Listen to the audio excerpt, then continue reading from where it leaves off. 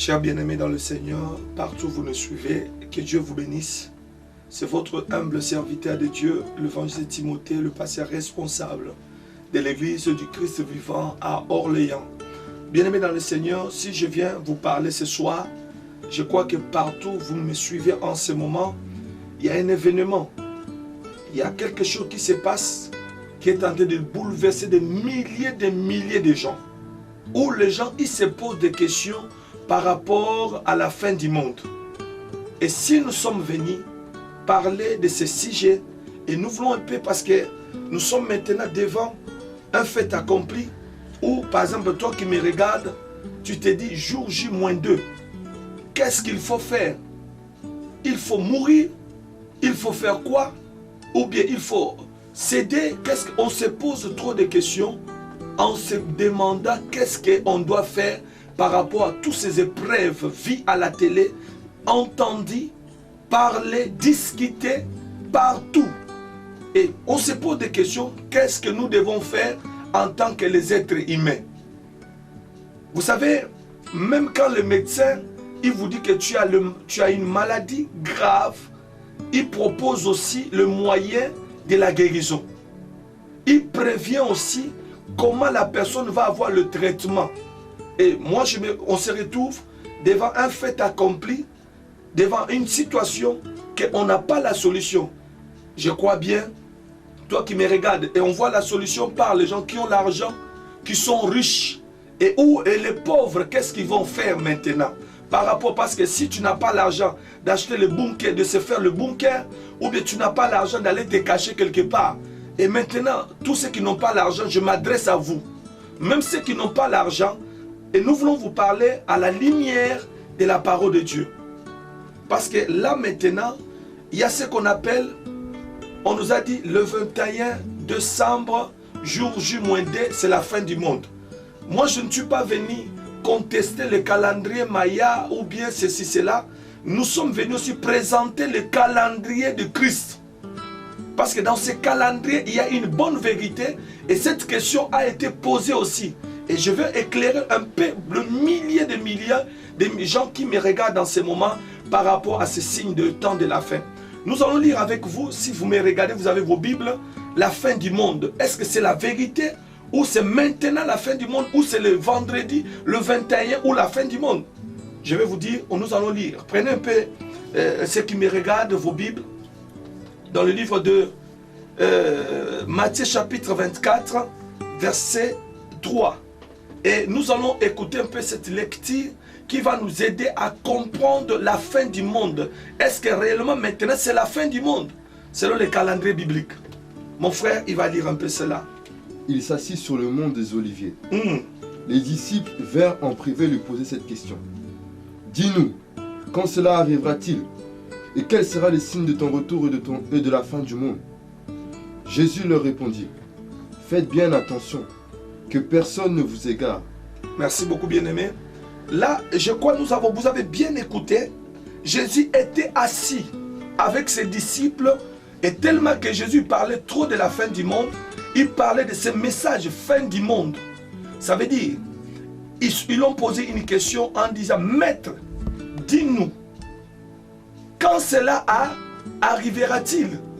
Et quand nous parlons de quand sera la fin du monde arrivera, il y a des choses qui symbolisent la fin du monde selon Christ. Des signes. D'abord, il y a les signes et les événements. Et selon les événements, il a dit, lorsque vous allez voir des signes, les événements, c'est-à-dire que dès la fin du monde, quand la fin du monde arrive, il y a d'abord des signes qui annoncent la fin de quelque chose. Nous ne pouvons pas parler de la fin du monde sans parler de l'enlèvement ou du retour de Jésus-Christ. Là, Jésus parle d'abord de cette situation. Les disciples lui demandent des signes, des événements de la fin du monde. Il a dit que personne ne vous séduise. C'est-à-dire la séduction. Il y aura la séduction pour comprendre que ce sont des signes qui annoncent la fin du monde ou le retour de Jésus-Christ. Il y aura des événements. Et parmi les événements, Jésus est en train de dire, vous entendrez parler de guerre et de bruit de guerre. Gardez-vous d'être troublés, car il faut que ces choses arrivent, mais ça ne sera pas encore la fin. Ça, c'est verset 6. Il dit qu'il y aura des choses dans le monde, des guerres, des situations difficiles. Mais il dit que lorsque vous allez voir la séduction, beaucoup de choses que vous pouvez lire dans ces livres, et la Bible dit, Jésus dit, ne soyez pas troublés. Et je vois beaucoup de gens, toi qui me regardes dans ce moment, tu es déjà troublé par rapport à cette calendrier que nous allons voir la fin du monde, c'est 21. Je n'en dis qu'on vient pas, selon le calendrier biblique, Jésus dit que la guerre, beaucoup de choses arriveront, mais ne soyez pas d'abord troublés par toutes ces choses-là. D'abord, première chose, quand la fin du monde arrive, d'abord nous ne pouvons pas être d'abord troublés. Nous devons être assurés que parce que nous avons Jésus-Christ, il nous donne la paix. Dieu n'est pas un fou pour tuer les gens comme ça. Dieu n'est pas un Dieu qui n'est pas un Dieu d'amour. Bien-aimé, Dieu, c'est un Dieu d'amour. Il ne peut pas nous massacrer comme ça sans prévenir à ses enfants et à ses prophètes. Et il a dit, il y aura des guerres, des bruits de guerre, mais ça ne sera pas encore la fin. Ça, c'est selon les Écritures. Des signes, des choses qui vont annoncer cet évangile.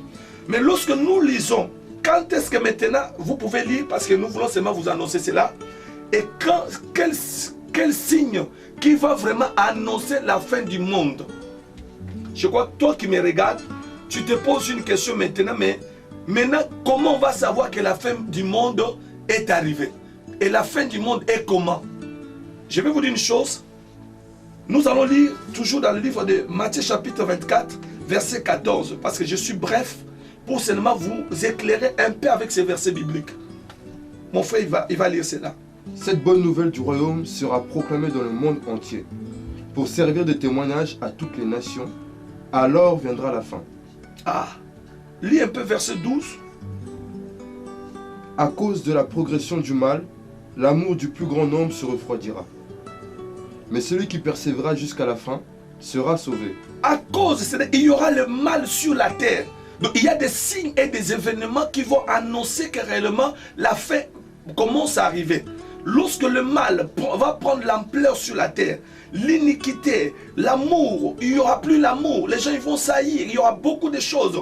Mais la Bible dit, la Bible nous amène à comprendre quand est-ce que la fin du monde peut être déclarée.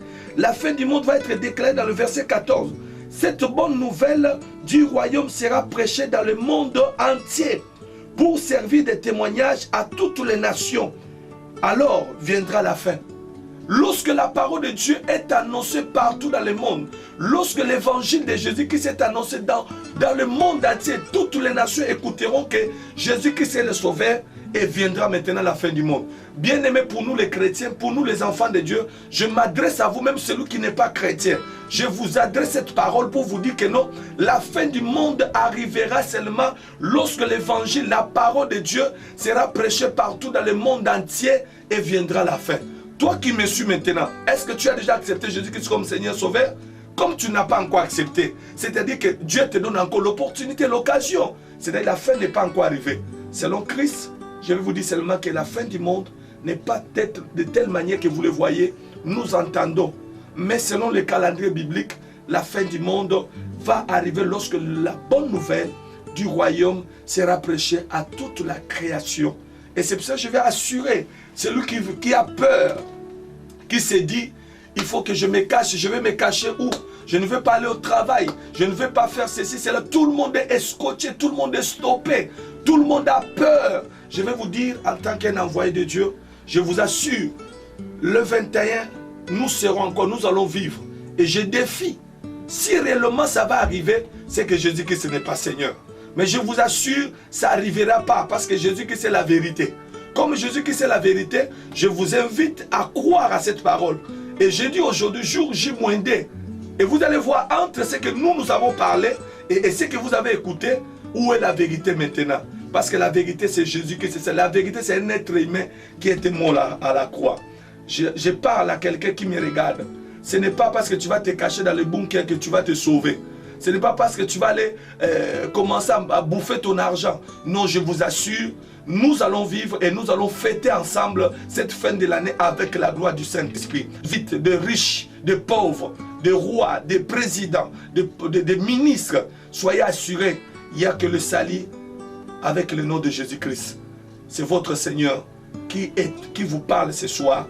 Votre Seigneur Jésus-Christ qui m'a envoyé de vous parler. Soyez assurés, ne soyez pas troublés comme la Bible nous dit maintenant. Soyez calmes.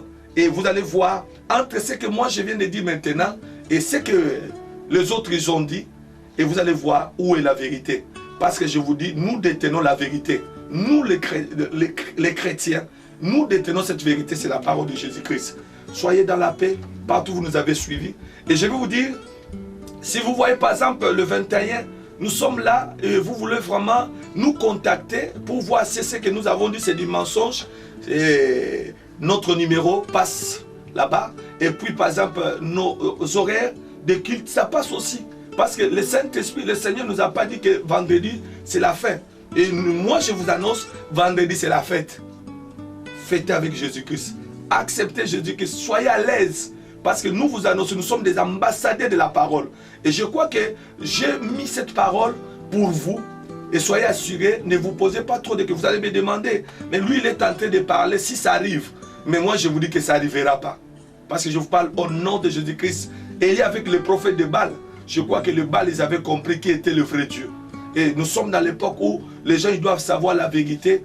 Nous détenons cette vérité selon le calendrier biblique. Que Dieu vous bénisse. Bonne année et bonne fête. Que Dieu vous bénisse.